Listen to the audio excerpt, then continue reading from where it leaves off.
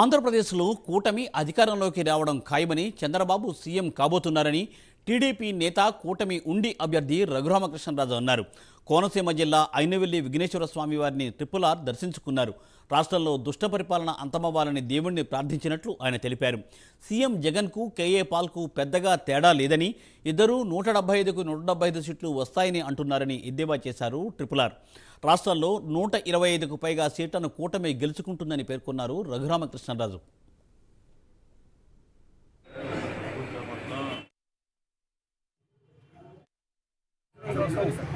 ఎన్నికల తర్వాత కూడా ఐనవల్లి, వాడపల్లి ఇక్కడ ఈ రెండు దేవాలయాలు కోనసీమలో ప్రసిద్ధిగాంచిన ఈ రెండు దేవాలయాల దర్శనానికి వచ్చాను.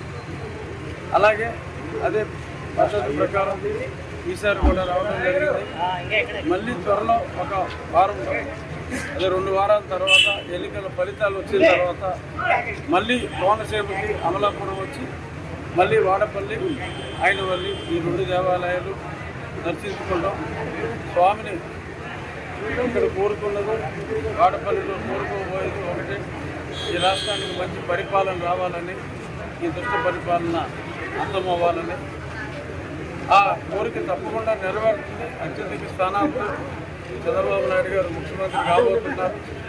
ఆ కోరిక అఫీషియల్గా నెరవేరిన తర్వాత మళ్ళీ తిరిగి ఈ స్వామిని దర్శించుకోవడానికి 20 రోజుల్లో, 1 నెల లోపుగానే మళ్ళీ వచ్చి పునర్దర్శనం చేసుకుంటాను. కృష్ణారెడ్డి గారు మరి అన్ని దారుణాలు చేస్తే కూడా ఎన్నికల రిగ్గింగ్ అరికడతానికి రామకృష్ణారెడ్డి వెళ్తే ఇన్ని కేసులు అని చెప్పి సాక్షులు వాపోయారు.